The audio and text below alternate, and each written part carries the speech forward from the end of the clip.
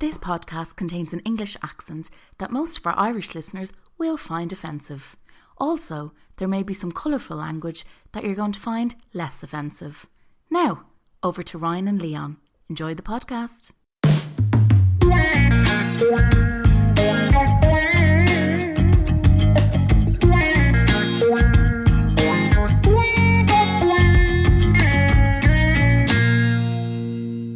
The last songwriting tip I have is to read poetry, as much poetry as you can. I feel like that really informs my lyricism. I think I have to start a song with a lyrical concept or idea. I'm like a very lyric, narrative, story-based songwriter, and everything else kind of is secondary to that. So in order to write a song that I like, it has to be either a poem that I like or like a concept or like a play on words that I can sort of go from. Now, who do you think that was? Sabrina Carpenter. No. I think if I gave you two more guesses, you'd probably Billie get Eilish. it. Olivia Rodrigo. Oh, yeah. Young people love her. This is the thing, right? You just said, yeah. Oh, yeah. Olivia Rodrigo has probably accumulatively, let's say YouTube stats first, 2 billion plays of her songs on YouTube. Nearly as much as us. I've never listened to a track. I know there's one that choruses in it, and I know young kids love screaming the chorus. I can't remember what it is. It says bitch or something, and they're like, bitch! And they're like, I don't know if it says bitch or fuck or something like that, and they're like, hey, I'm only singing the song. I know that's why young kids love her. She was at Glastonbury, and she brought up your man from The Cure, didn't she? Did you see that? No. Yeah, she brought up the lead singer of The Cure, whose name fucking escapes me. Curington. Yeah. Curington Bear. Curington Bear. That's actually embarrassing because he's a massive deal, isn't he? He wears makeup like he's mad.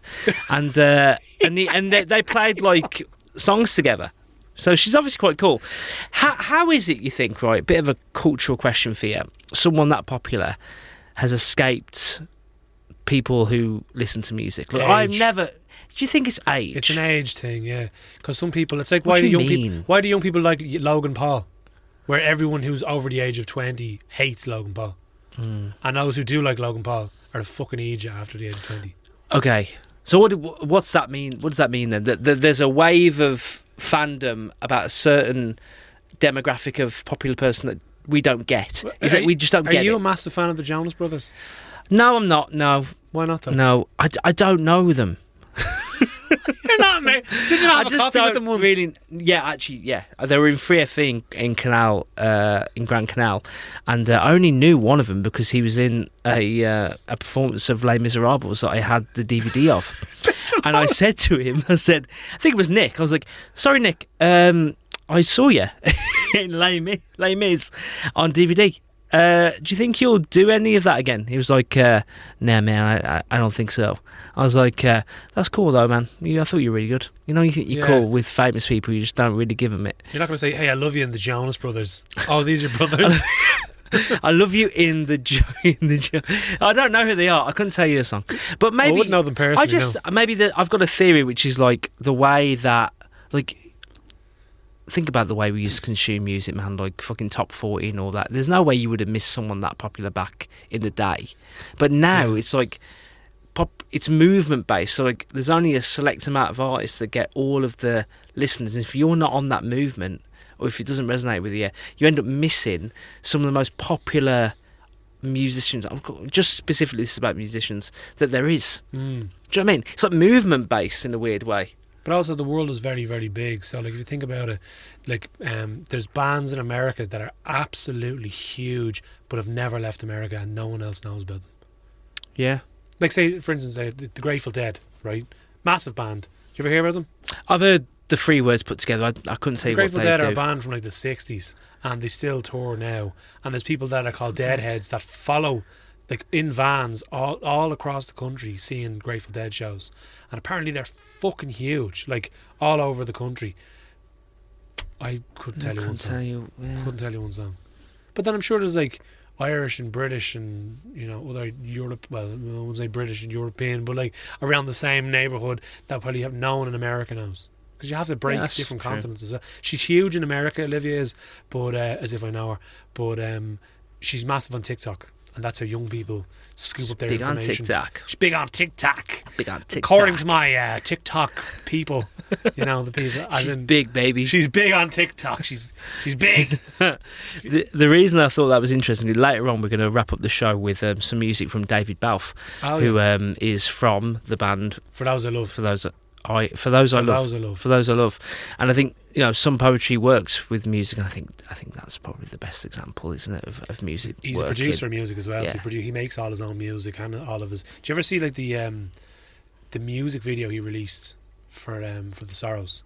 And it's like this. It's like all the popular buildings in Dublin. Yeah, and these little captions. Yeah, blankets. Blankets over them. He rendered all that himself. Did he? Yeah. He did a video of like, I remember someone was telling me before, they're like, they're like a musician as well, and I was just wondering how the fuck was he going to do this, and then he put up a video of how he actually made it. I was like, I just wasn't arsed after that. That looks like a lot of work. And it was. He went out on Christmas Day and shot like Dublin during Christmas Day in the morning really early because he knew no one would be around, and then like rendered the images to make it look like there was blankets over the buildings. Like, it's fucking massive. We're going to play for the Sorrows later. Oh, lovely. Can't wait. Yeah, can't wait as well. Awesome. You were at the launch of Alice Kinsella's book a couple of months ago, weren't you? It was a joint launch as well. Yeah, with Dara Fleming, his Dublin launch.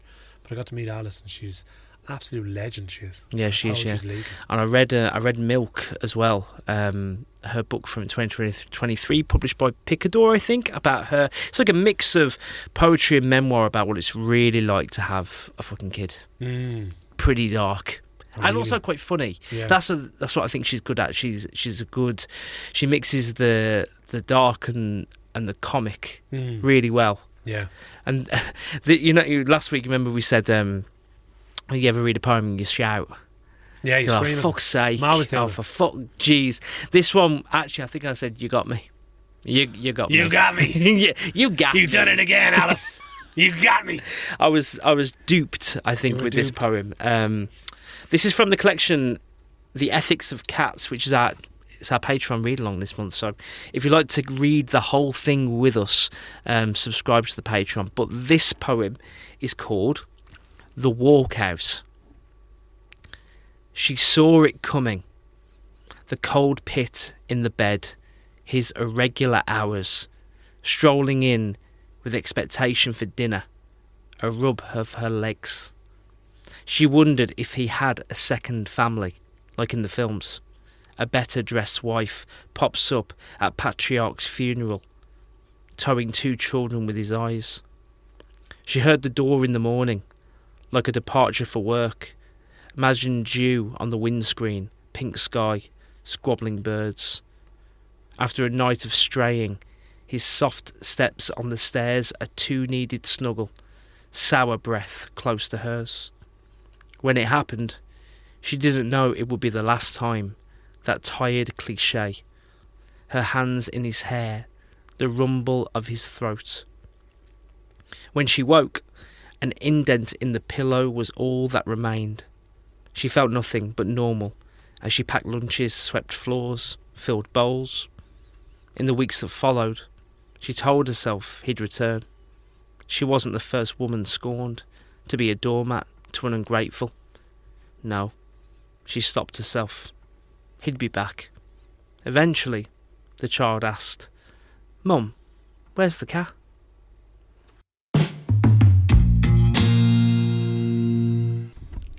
That was The Walkout by Alice Kinsella. I'm about to walk out his fucking studio. You got me, Alice. You got me, Alice. You got me, Alice. Ah, fuck's sake.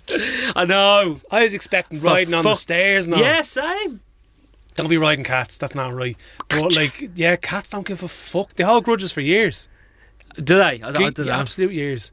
Obviously I'm in Donabay for the summer. I summer in Donabay, now winter in Baldoyle. Yeah. But when I come back to the house where the cat is, and she's with the grandparents, I come into the house, haven't seen the cat in about 3 weeks, and I go, go to pet her, and she's like, nope, fucks off. Fucks off. Doesn't care. Doesn't give a rat's about me. And she only cares because I think she knows when I'm packing me and I'm going out the door. And when I'm going out the door, she's like, "Oh, where are you going?" Oh, so she cares then. And then she's over there. She's like, "Oh, you let me out?" Because she just wants to get into the fucking garden. Yeah. She doesn't give a fuck, and she likes the front garden more than the back garden. I don't know why. Because cats are mental. Yeah, they are mental.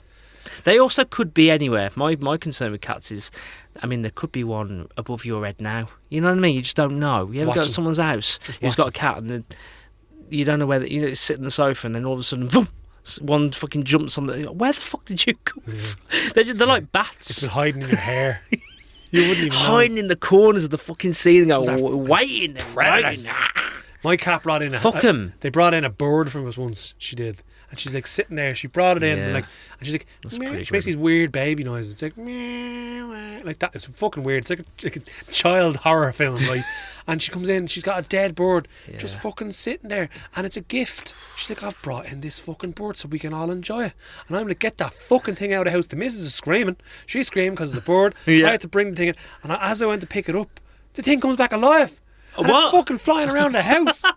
And the cat's there like just looking at me like, well, you know, this is the last time I'm nice to you. Fucking prick. Why did you not eat the bird when they had a chance? Fucking hell. There's poems in the book actually about the cat bringing the dead bird in the house, and it's actually a great collection. It's pretty dark. It's funny as well, but also there's poems like she went to. I think it may have been even an asylum, and started taking sections of like different acts from back in the day of like the mental, like from mental institution, like the Dangerous Lunatics Act from 1838 is a poem she wrote, which basically takes really fucking odd lines from a formal document and turns it into poetry. It's a very powerful fucking collection, man. So like, if you fancy getting it, it's called The Ethics of Cats, and do read with us on the read along. Yeah, there you go. Get that fucking cat wrap around your ears. It'll attack you hiding in your hair, and then it'll jump onto your soul, and then hold a grudge for 6 years and not talk to you. I didn't tell you. Remember, like last week we were talking about what I was talking about, Sylvia Plath being similar to the Sex and the City writer. Such a semantic thing to say. I've kept reading the book, and I think I need to take it back because it's gotten really fucking grim. Since I spoke to you, there's been 2 attempted suicides, and she's had electroshock therapy as well, where she's been fucking rammed in the head by bloody electric fucking prod. Shock therapy. Shock therapy. That happened to Sylvia Plath. Well, okay. Well, I think she got. Yeah, that happened to her. Yeah, pretty fucking miserable book now, I have to say. You know, it's not as much crack as I said. You were having such a good time. Yeah. Well, I'm reading that book that you gave me, the Leo Tolstoy book. Oh, Family. I'm 45 pages in. Oh, that's pretty miserable as well. Is it called Family Misery or something? Family. I have it here. Some crack, isn't it? Me and you have sharing books. From memory, it's about a man who's quite hard to tie down and a young girl falling in love with him, and he's just being a bully. Family happiness. Family happy, fucking hell. I'm not the sort of husband you dream of when you're walking alone along the avenue in the evening, am I? And it would be disaster, wouldn't it? How does love die? The question lies at the heart of Tolstoy's desperately sad novella. It tells the story of 17-year-old Masha, who, despite their differences, falls passionately in love with an older man, red flag, and marries him, even more red flag. Soon, however, the gap between them becomes unbridgeable. But you know what happened with Tolstoy? I think I don't know if I told you this before. No. Tolstoy had about 14 kids with his wife. Oh. And then in like his 80s, just turned to her one day and went, you know what? Fuck you. I'm sick of this. I'm off to find new adventures. Gets on a horse, goes down the road, gets to the end of the driveway, falls off the horse, gets pneumonia, dies. Ah, well. Maybe he was writing this. Best of luck. I'd say he was writing this book. Sorry, also, with the books that we read, no wonder no one reads. You know what I mean? If you want to be utterly depressed, why would you? read some Russian literature. It's fucking really heartfelting. This is I want to direct your attention to this poem that I sent you. What happens is, just for our listeners who are not in our DMs, our joint DMs, I read things on Instagram, then I get really excited, and then immediately I send them to you, don't I? Yeah. And I came across this. I'm trying to find out where it was actually. So I found this on Motivation Matt. Motivation Matt. I'm going to check who. Oh, there's a bit of music. Matthew Martorana.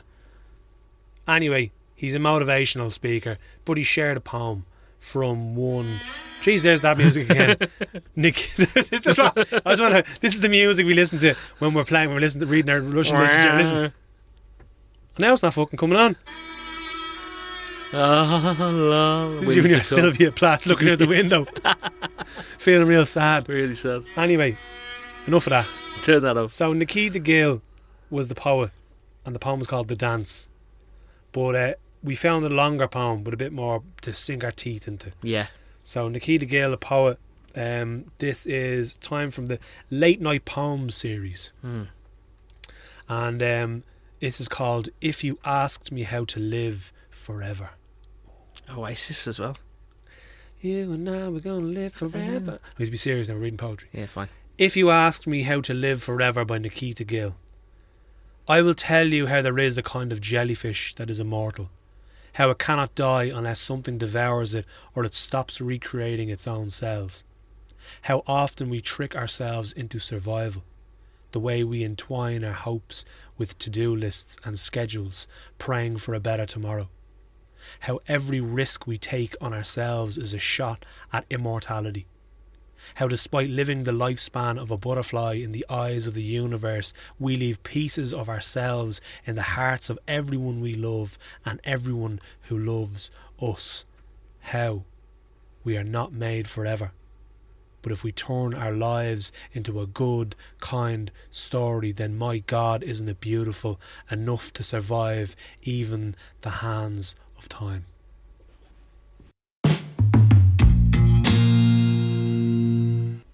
That was If You Asked Me How to Live Forever by Nikita Gill.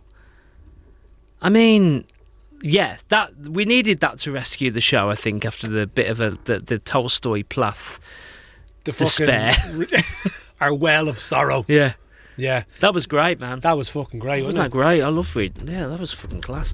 I do see little poems from Nikita Gill posts on Instagram, but to be honest with you, I haven't really sat down and read them properly. And that when you sent me that one, it was the first one I actually read, if I'm honest. And that one was great, but that one was really good as well. But that's the best thing about fucking the internet. Like, people are like, oh, you know, social media is terrible. There's a load of people who are spouting hate. And there is. But if your algorithm, like, if you use your algorithm the way you, like, you are the curator of your own algorithm, right? So if you look at things that you want to look at, it'll then go, oh, they like these. And then they'll start giving to you. If you're looking at fucking people getting blown up, you know, in housing estates over in Cornwall, they'll say, I don't know. Or chips. You know, or like your phone's going to be full of chips. Them mad Russian dash cam things where there's comets falling out of the sky and people fucking fall asleep. Street fighters. Just don't watch it. Yeah, just don't watch it. And then and if you like poetry, you like fucking fluffy cat videos, and you just watch fluffy cat videos, then then your algorithm's the way you said that was quite venomous. I don't really know what's going on there. I've been hyped up from the cat thing again. Eva has me spooked, or Alice has me spooked. So anyway, the algorithm. Back to my rant. My rant is nearly finished. The algorithm will give you some great things if you look for great things. So if you're looking for great poetry, it'll throw great poetry at you as well sometimes. Yeah, that's my rant finished. Listen, it's a bit of cliche. It's a double-edged sword, isn't it? Your phone and social media, like, it does give you some brilliant stuff if you wade through the crap. Like a cat. Like a cat. It'll give you some beautiful stuff if you wade through all the shit. I wonder if your algorithm can hold grudges. It probably can. Of course it can. Yeah, 100%. So you're telling me that my algorithm is an actual feline? It's a cat? Well, like when your Facebook memories pop up and it's like you with an ex-partner from 10 years ago, and look how great your life was. That is a grudge. I mean, your phone is making that attempt to piss you off. Not surely. Only that, I was like, hey Ryan, this was 9 years ago. You're feeling old. Yeah. You're feeling how fucking shit you look now. Fucking terrible. And you look terrible then because you didn't have the internet to tell you how to look. All the women wearing blue eyeliner. Bring back blue eyeliner, I think. And the men used to straighten their fringes. I definitely used to straighten my fringe, yeah. 100%. You were in a boy band, you had to. Yeah, I did, to be fair. Anyway, sorry, we were going on to more poetry. You had a great... I did. I want to share this with you. There is a poet that I follow. She's not really... She hides poems underneath posts. Sneaky work. But if you read this person's poetry, we were reading a few before we came on air. Like, it's really fucking good. Yeah, it's very good. Special writing talent from this person. Her name is Tenidhi Ramsewak, and her Instagram page is Syllabic Nomad. And there's you can miss them. You could easily miss these poems even though it was a poem. It doesn't look like a poetry page. Yeah. But if you dig a bit deeper and you start reading the caption, like, oh, this is fucking on the money, this stuff. Really? Really good, really powerful. I'm going to read you a poem, right? Like a fucking speakeasy of poetry. Yeah, none of them are this is as well. None of them are titled. Of course not. She shouldn't give a fuck. None of them are titled. It's just good writing. What a flex. It's like Pamela Anderson. I don't even know how to title this one. I'll call it If I Leave the House. What's the picture of it? It's her on a train. Just so if people are looking. Yeah, I'll share the post, and we'll obviously share the links to Tenidhi's page anyway. But I just hope that she writes the fucking novel. Yeah. I'll read you this piece of writing out. Right, it's special stuff. This is Tenidhi Ramsewak with If I Leave the House. If I leave the house without earrings, please don't speak to me. The day is already in shambles, and I'm grieving in silence. Yes, I'll take the lavender pistachio latte with that delicate dusting of whatever it's called. I don't need to pronounce it to deserve it. There is sweat tracing the curve of my back, gathering in the hollows beneath my breasts. The sun has teeth. The air is too much, and the world presses in like a dress a size too small. I just want to go home. I spritz that floral perfume on my earlobes, because if someone's going to lean in close and whisper their secrets, and they will, I want them to have a good time. And yes, I will hand you my phone so I can reapply my lip gloss mid-sentence, mid-scream, mid-breakdown.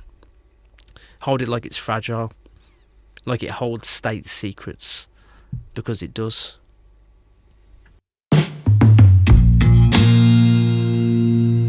That was If I Leave the House by Tenidhi Ramsewak. You know what I mean, though? Hell. Do you know what I mean, though? Like, why are people so fucking talented? yeah, some people are talented, man. That's not fair. No, it's not fair. It's not fair. Not fair. You can't be walking around in high heels, having a great fucking day, smelling great, and then writing deadly poetry as well. No, it's not fair. No, it's not fair.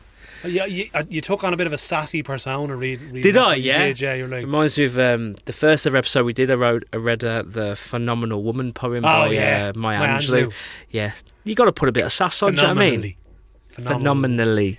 Phenomenal woman. Phenomenally.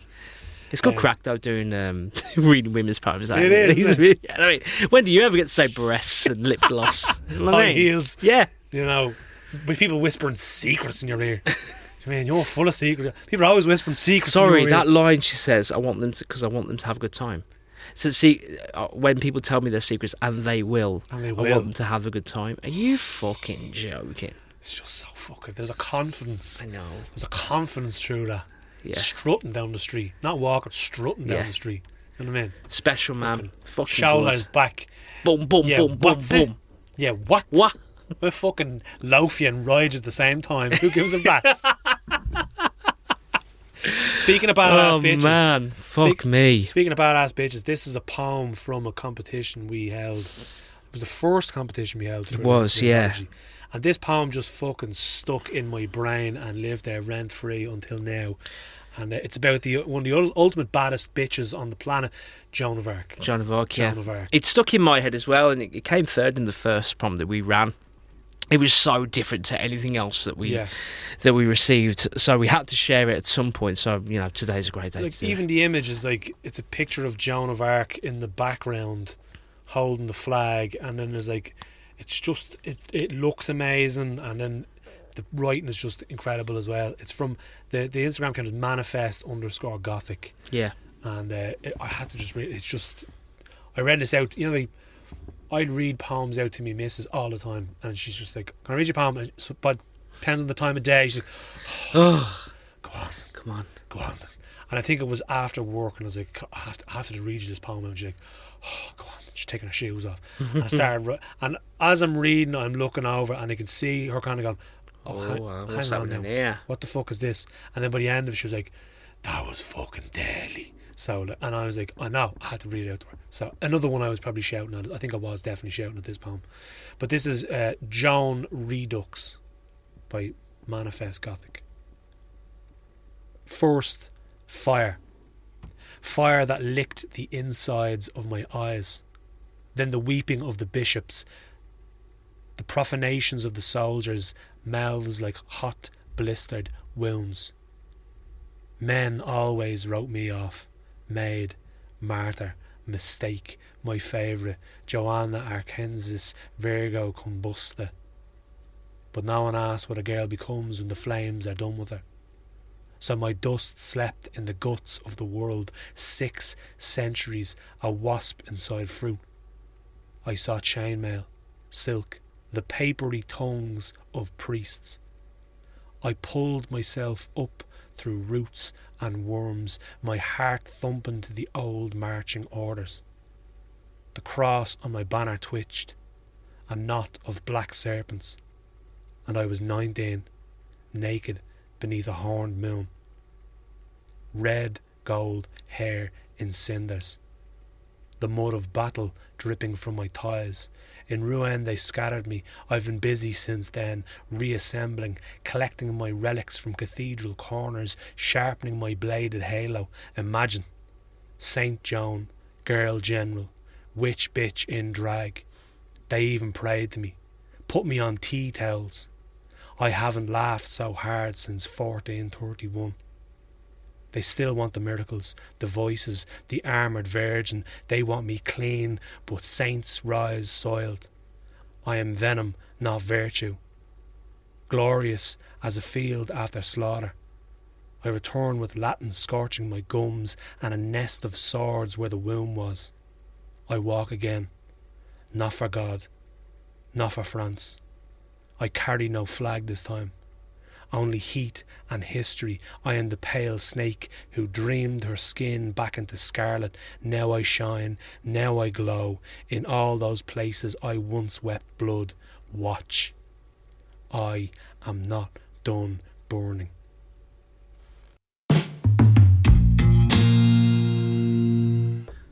That was Joan Redux by Manifest Gothic.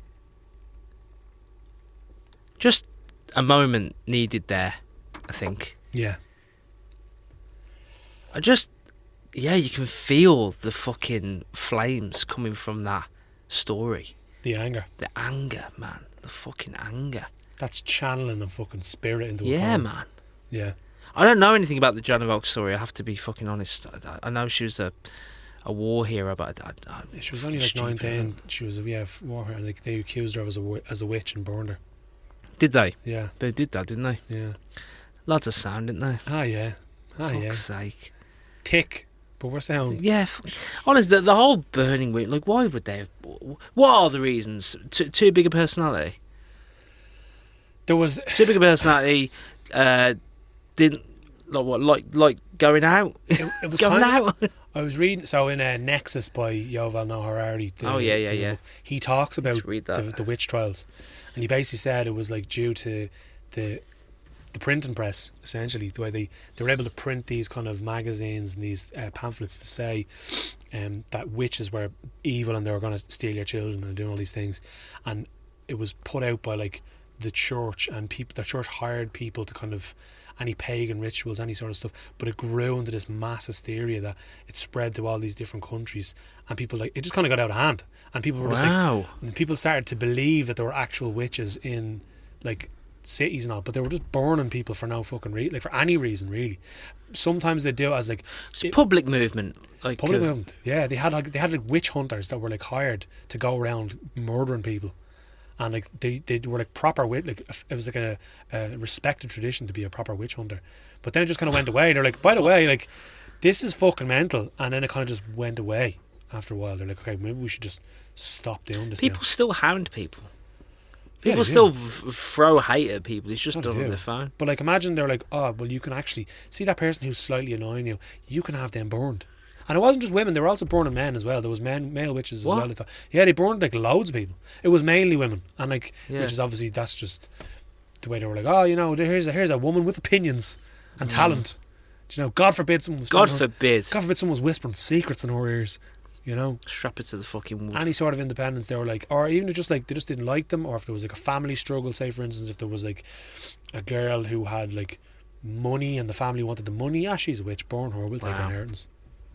Sound. Yeah, fucking mad times. That's mad. But again, like I said before, there's still a fucking pack mentality that people have. It's just manifested in you go on your phone, you type you fucking you know, troll someone, and you get on with your life. The good thing Before is, you would have joined a pitchfork rally. yeah, the one good thing is though, you can just turn your phone off.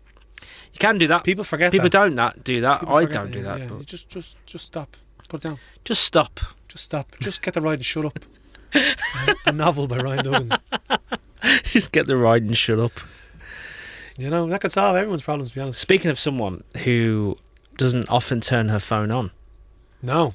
She lives like a hermit Yeah. up in the We Himalayas. could all learn a bit about this person. She was living on Ackle Island for the summer just because she wanted to. Because she just hates Wi-Fi that much. Yeah. She was talking about fucking crop circles. That's what she was doing. She was researching crop circles over in the Ackle Islands, I think. They'd no internet over there. I don't know how she was researching them. Maybe she had a telescope, I think, looking from the hills onto the mainland to see if she could find any crop circles. She didn't find any, apparently. No. Yeah. But we are talking about The agony aunt. the agony aunt, of course. Yeah. And we needed her help again because we received another problem. Well, look, you know, the helpline is open. It's not... Yeah, if you have any problems, all you need to do is you need to click the link tree in our bio, and then there's a NGL link to send us your problem. So the agony aunt is always ready to solve an issue. Look, Joe Duffy's, he stepped down. Yeah, Joe Duffy's You don't gone. have to ring 08187158815 Sorry, anymore. maybe the agony aunt could be the next Joe Next Joe Duffy. Duffy, you never... If they're looking for keep it the... under wraps. Yeah. Don't tell anyone, because once you put it out into the ether, sometimes it doesn't come true. So it might come true. This poem, this problem to be solved with a poem is, I just feel very misunderstood. Like, it's easier to make me seem like a bad person than to try understand me. Well, we shook the agony aunt out of a coma. She was trying to crawl into the fridge again. It's too hot for her. It's too hot for her. Do you know, the heat doesn't agree with her. Do you know what I mean? Melt the eyebrows off you, she says. So Yeah. she was trying to get a bit of a... I think she was sleeping under a large rock. She dug a little pit under a large rock and she was slumbering there. But apparently you went up to seek her this time. Well, and she gave me this one. She penned me this piece to send on to our listener. The poem that she wrote for us is called Misunderstood. A girl on the train who rarely pauses performs to someone she thinks enjoys her speaking that she feels constantly misunderstood. I felt the same. My Facebook message essays to women I hardly knew crying out the same plea. On stage with an undeserving audience. An American man on a podcast said that it is the flies on the wall that decide where the road takes you. I dream of sharing this power with the girl, and her sharing this to her friends. The fable of a man she didn't know, pulling her from the fire. I smirk, look up at her, and there's a fly on the window who whispers, "When will you learn?"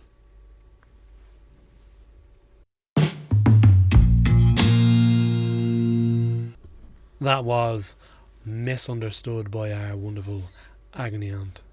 Pretty reflective there from the agony She's aunt got today. very contemplative in Yeah. her heat. She goes from being great crack to not being great crack at all, but just quite good. She's Quite a reflective. complicated woman. She's got layers. She's got a lot going on. She's got a lot going on. I think she speaks some truth, People whisper secrets in her ears, and they do, and they do, and they will, and have a great time doing it. and they fucking have a great time doing it. She smells terrific. What do you think about the message? I think there's some truth in that, isn't there? There is some truth. You, in it, you yeah. can't. I read something. You can't align with anything that isn't at your core. So it doesn't matter what you wish. Whatever is aligned will find you. So like if you're fucking, you know, if you've got unresolved trauma or like things that you're like thinking about or you're still in pain, you'll just attract people who are exactly the same. Yeah. But then also like there's the people that will see you in different levels of like if people know you on a surface level, they might only know you at a certain glimpse, a snapshot of your life, one tiny moment, and then they might keep that image of you in their pocket forever. So like people that you have met 15 years ago have an idealised image of you, but it's you in a time capsule from 15 years ago. You never grew up. So like you, that's real. Yeah, throughout your entire happens. life, you've never. They will always keep whatever their last time of meeting you will be the only time they ever met you will be their entire vision of you for the rest of their lives. And the people that are obviously who are the closest people to you will see you grow and evolve as you get older. But the people on the surface level probably only see it, and they might be like, "There's that arsehole who sneezed on me on the train." He's probably always sneezing on people on the train. That arsehole. You know, he doesn't have a life outside. We're not the same. Like, you know, like, I feel sorry for people like who are actually famous, who people go and going through their old tweets and trying to find fucking reasons they were an arsehole. Like, don't look at my fucking tweets. Fucking hell.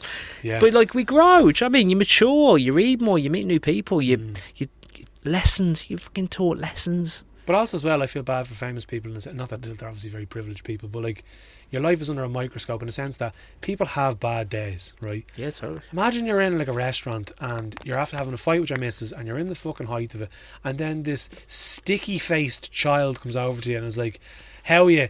And they're trying to, you know, they don't say how are you, probably. They probably don't say how are you, and they're just like poke you in the eyeball or something, and they want you fucking to take a picture with them, and you're like, "Look, I'm just not in the mood." And then they're like, they go onto their internet and they're like, "That bastard, he's a cunt, he's an arsehole." Do you know what I mean? Yeah.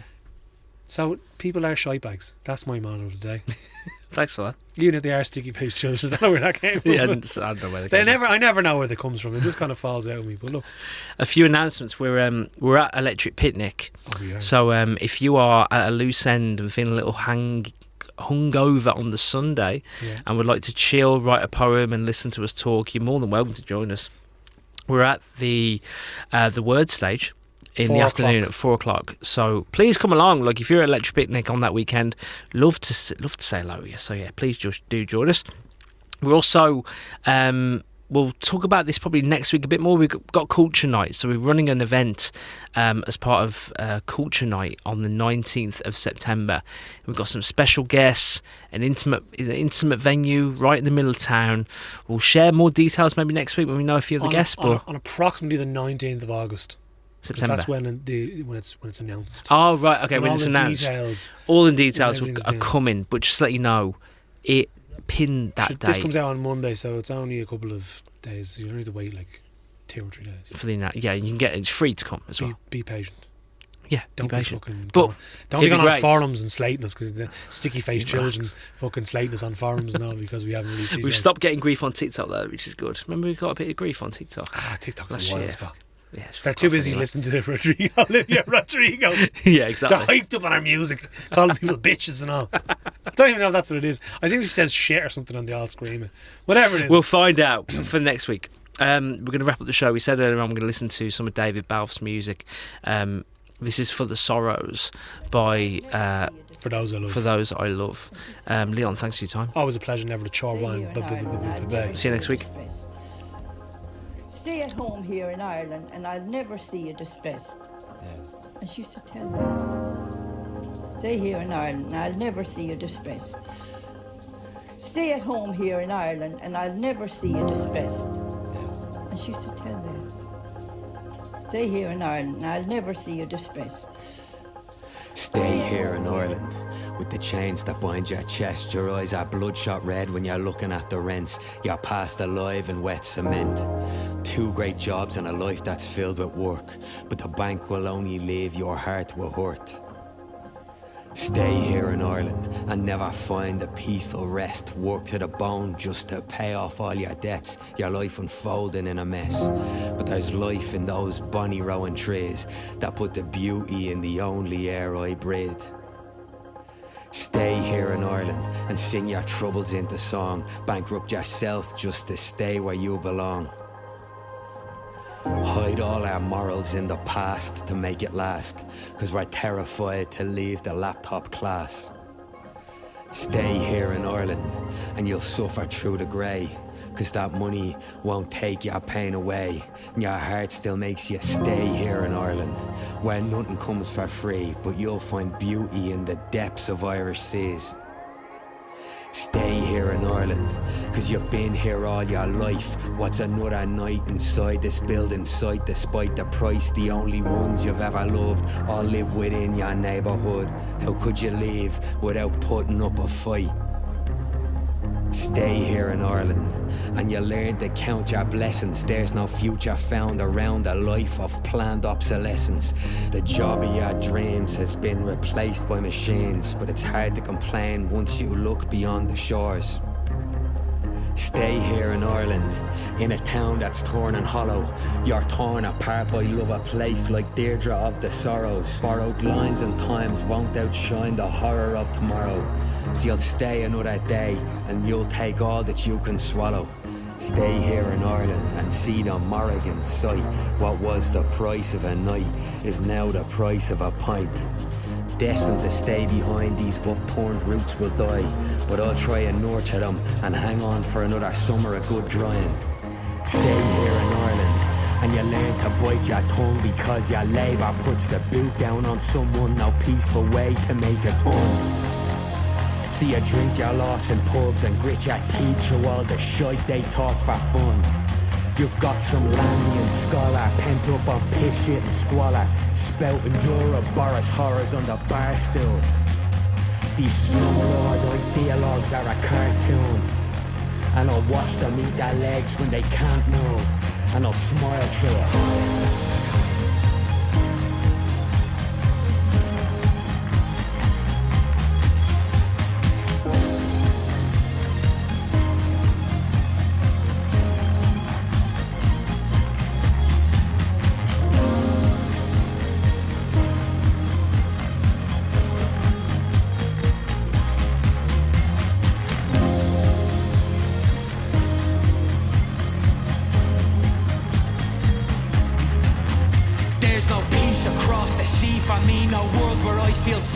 I'll stay trapped beneath the weight of a future ripped by thieves. The only place that I can breathe is with the bunny rowing trees. I'll never leave, I'll never leave, I'll never leave.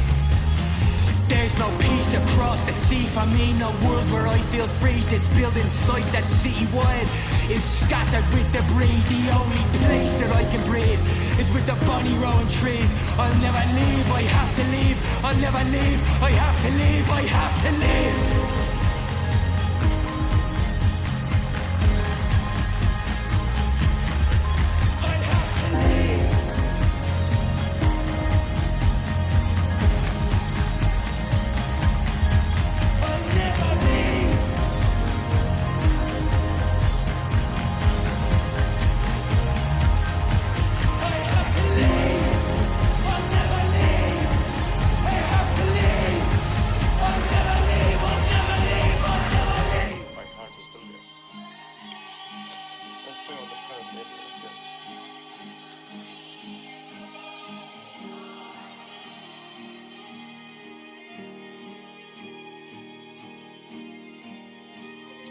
I wouldn't. I